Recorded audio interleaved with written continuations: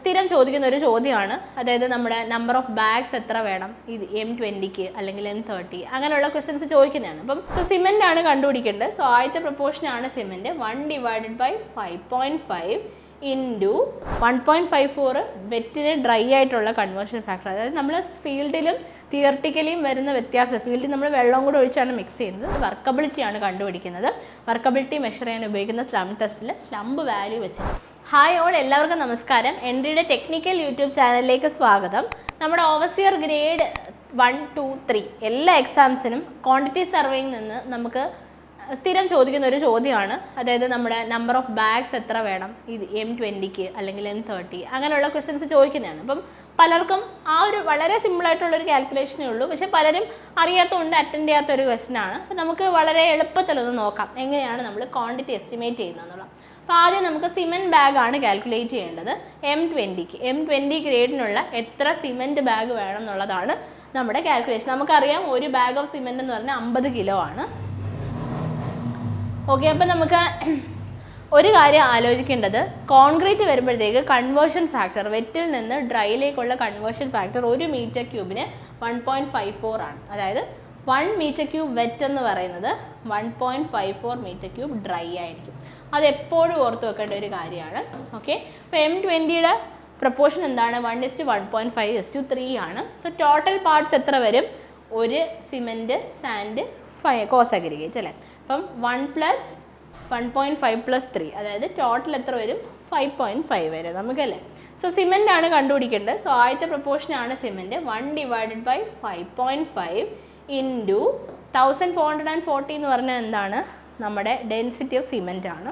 Into 1.54 conversion factor ചെയ്യുമ്പോൾ നമുക്ക് approximately 403.2 kilogram എന്ന് കിട്ടും. എങ്ങനെയാണ് കിട്ടിയത്?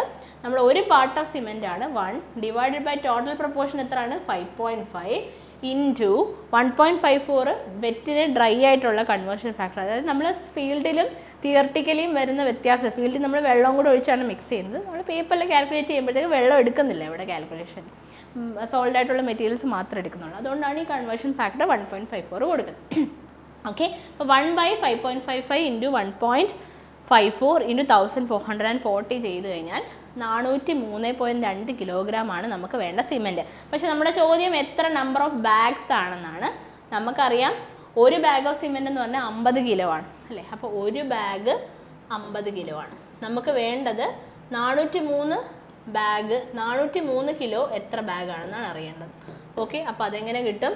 403 ഡിവൈഡഡ് ബൈ 50, അപ്രോക്സിമേറ്റ്ലി നമുക്ക് 8 ബാഗ് എന്ന് കിട്ടും. ഓക്കെ, അപ്പോൾ ഇങ്ങനെയാണ് ചെയ്യുക. എത്ര ബാഗ്സ് ഓഫ് സിമെൻറ്റ് ആദ്യം വെയിറ്റ് കണ്ടുപിടിക്കുക, എന്നിട്ട് ഒരു ബാഗ് 50 കിലോ ആണെന്നുള്ള കോൺസെപ്റ്റ് അപ്ലൈ ചെയ്ത് എത്ര ബാഗ്സ് ആണെന്ന് മനസ്സിലാക്കാം. ഓക്കെ, ഇനി നമുക്ക് സ്ലംബും കൂടി ഒന്ന് ജസ്റ്റ് ഒന്ന്, നിമിയുടെ വാല്യൂസ് ആണ്. നിമിയിൽ നമുക്ക് നേച്ചർ ഓഫ് കോൺക്രീറ്റ് മിക്സും സ്ലംബ് വാല്യൂയും കൂടെ വെച്ച്. സ്ലംബ് ഇല്ലെങ്കിൽ stiff and extra stiff mix ആണ്. 10 മുതൽ 30 mm ആണെങ്കിൽ പുവർലി മൊബൈൽ മിക്സ് ആണ്. 40 to 150 ആണെങ്കിൽ മൊബൈൽ മിക്സ് ആണ്. ഓവർ 150 mm ആണെങ്കിൽ കാറ്റ് മിക്സ് ആണ്. അപ്പോൾ ജസ്റ്റ് ഇതൊന്ന് അറിഞ്ഞിരിക്കുക. ചിലപ്പോൾ കാറ്റ് മിക്സ് എത്രയാണെന്നൊക്കെ ആയിരിക്കും ചോദിക്കുന്നത്. നിമിയുടെ അതേ വാല്യൂസ് ആണ്. സ്ലംബ് എന്താണെന്ന് അറിയാലോ. സ്ലംബ് ടെസ്റ്റ് വെച്ച് നമ്മൾ വർക്കബിലിറ്റിയാണ് കണ്ടുപിടിക്കുന്നത്.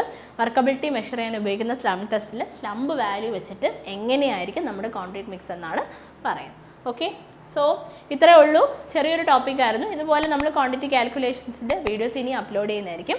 ചാനൽ ആരെയും സബ്സ്ക്രൈബ് ചെയ്തിട്ടില്ലെങ്കിൽ ചാനൽ സബ്സ്ക്രൈബ് ചെയ്യുക. Thank you. നമ്മുടെ ഓവർസിയർ എക്സാംസിന് യൂസ്ഫുൾ ആയിട്ടുള്ള കണ്ടൻസ് ആണിത്. Thank you.